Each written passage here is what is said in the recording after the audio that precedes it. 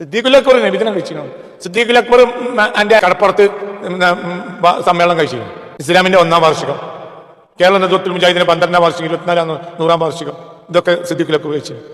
കടപ്പുറം ഇല്ലാത്തതുകൊണ്ട് ജിദ്ദ ഭാഗത്തേക്ക് പോയിട്ട് ഇത് സമ്മേളനം കഴിച്ചു.